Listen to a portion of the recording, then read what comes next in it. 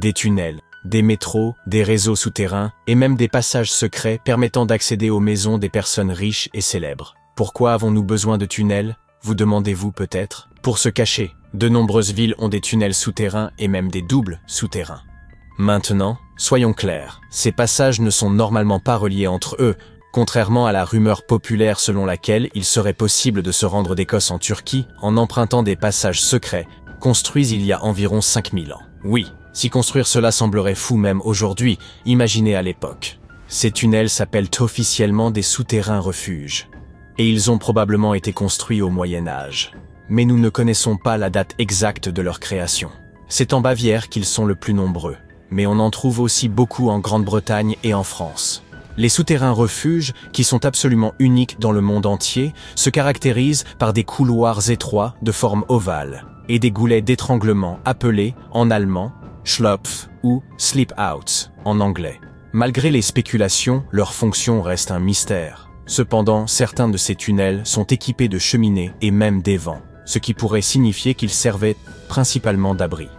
Datant du Moyen Âge, peut-être même du XIIe siècle, les souterrains refuges manquent de marqueurs archéologiques et nous n'avons aucun document historique à leur sujet. Il n'est donc pas surprenant que de nombreuses rumeurs circulent sur leur fonction. Certains scientifiques sont convaincus qu'il s'agissait d'espaces de stockage, bien que leur étroitesse rende cette hypothèse peu plausible. D'autres pensent qu'ils servaient de cachette aux agriculteurs lors des invasions tribales. Cependant, le fait qu'ils ne disposent que d'une seule entrée remet en question leur efficacité pour échapper aux menaces. Si vous vous sentez l'âme d'Indiana Jones et que vous souhaitez vous aventurer dans ces tunnels, vous avez de la chance. Quelques structures, comme l'Erdstahl Radgeblücken en Autriche, accueillent les visiteurs désireux d'en savoir plus. Cependant, la plupart des souterrains refuges sont fermés au public. Les origines de ces tunnels souterrains restent largement inconnues, tout comme leur véritable fonction. Et si vous vous dites « nous sommes au XXIe siècle, nous pouvons à peu près tout étudier », eh bien, vous vous trompez. Ce qui rend ces tunnels difficiles à comprendre, ce sont leurs dimensions réduites. Les méthodes d'arpentage traditionnelles s'avèrent souvent inadaptées dans de tels espaces. Pour résoudre ce problème, les scientifiques utilisent un appareil portatif équipé d'une caméra RVB, d'un gyroscope et de capteurs de profondeur haute résolution, ce qui leur permet de relever les moindres détails à l'intérieur des tunnels. Ils ont également recours à des techniques modernes telles que la topographie 3D dans l'espoir de découvrir les véritables origines et fonctions de ces tunnels. Une hypothèse suggère même qu'il s'agissait peut-être de logements mal conçus, abandonnés lorsque leurs insuffisances furent devenues évidentes. Pourtant, tout le monde n'est pas tout à fait d'accord avec cette idée. D'autres théories suggèrent qu'ils servaient à des fins spirituelles, tandis que selon l'idée la plus farfelue, ces tunnels seraient des vestiges de civilisations extraterrestres. Les experts pensent toutefois qu'ils servaient simplement à des fins pratiques, pour l'entreposage des biens ou comme cachette contre les pillards. Comme nous n'avons pas d'informations précises sur leur origine, il se peut que n'importe qui, même un paresseux, ait pu les construire. Non, je ne suis pas fou. Les paresseux peuvent effectivement construire des tunnels géants. Regardez plutôt. En 2009, un agriculteur du sud du Brésil conduisait son tracteur dans un champ de maïs lorsqu'il s'est soudainement enfoncé dans le sol. Il s'est vite rendu compte qu'il avait traversé le sommet d'un tunnel souterrain. Lorsque les chercheurs sont venus enquêter, ils ont trouvé un passage d'environ 2 mètres de haut sur 2 mètres de large, s'étendant sur environ 15 mètres, et ce juste au-dessous de la maison du fermier. En regardant de plus près, ils ont remarqué de profondes marques de griffes sur les murs. C'était la preuve que le tunnel n'avait pas été creusé par des hommes. Ce que ce fermier avait découvert était un paléofossé de mégafaune, un tunnel préhistorique creusé par des créatures anciennes, comme des paresseux ou des tatous géants, il y a plus de 10 000 ans. Je sais qu'il est difficile d'imaginer ces animaux, mais laissez-moi vous aider. Prenez un hamster. Maintenant, imaginez-le aussi gros qu'un éléphant. Et n'oubliez pas, ce hamster de 4 mètres de haut peut aussi marcher sur 2 pattes. À leur époque, il y a environ 15 millions d'années, et jusqu'à il y a 10 000 ans, de nombreuses espèces de paresseux et de tatous géants parcouraient les Amériques. Et certains creusaient bien ce genre de tunnel. Aujourd'hui, beaucoup de ces tunnels sont remplis de sédiments, même si certains restent dégagés, comme celui que notre fermier a découvert. Cette découverte de 2009 a suscité un vif intérêt, conduisant à la découverte de plus de 1500 paléofossés dans le sud du Brésil, ce qui en fait la région du monde où la concentration de tels sites est la plus élevée.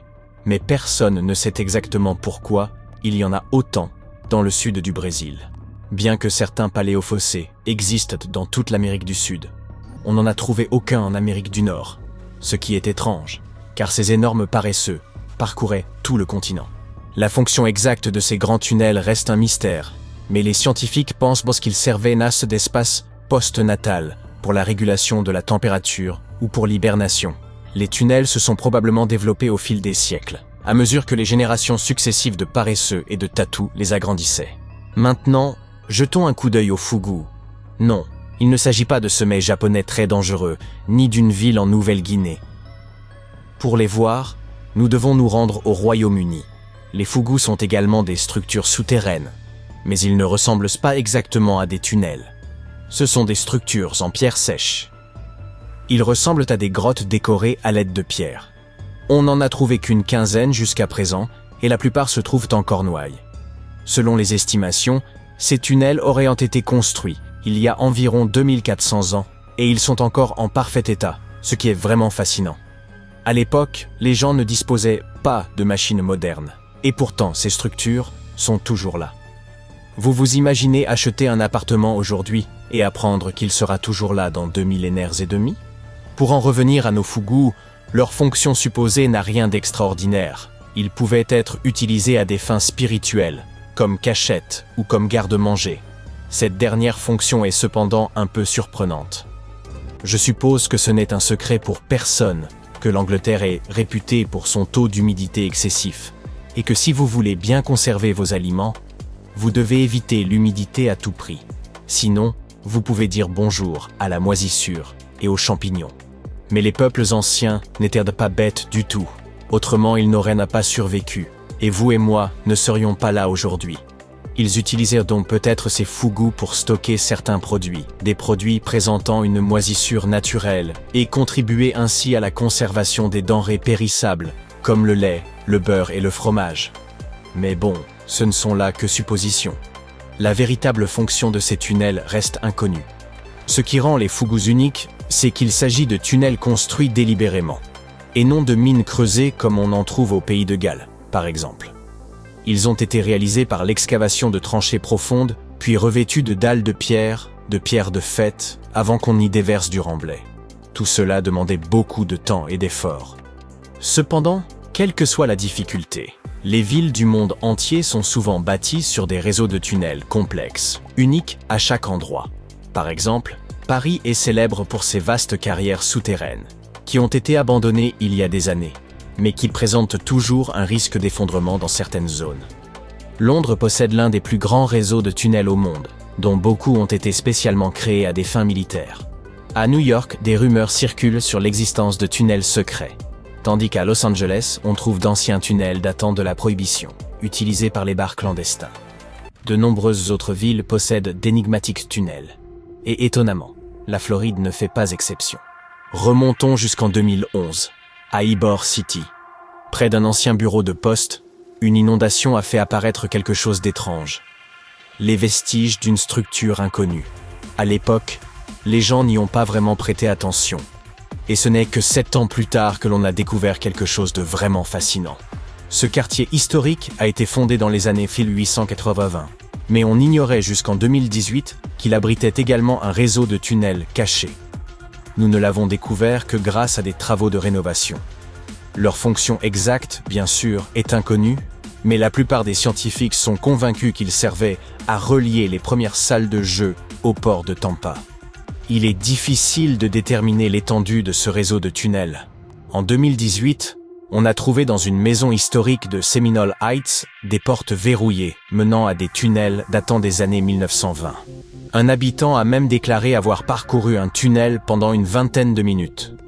Selon certaines rumeurs, ces tunnels relieraient le fleuve Hillsborough à Ybor City. Les recherches se poursuivent, mais aucune nouvelle information n'a encore été dévoilée.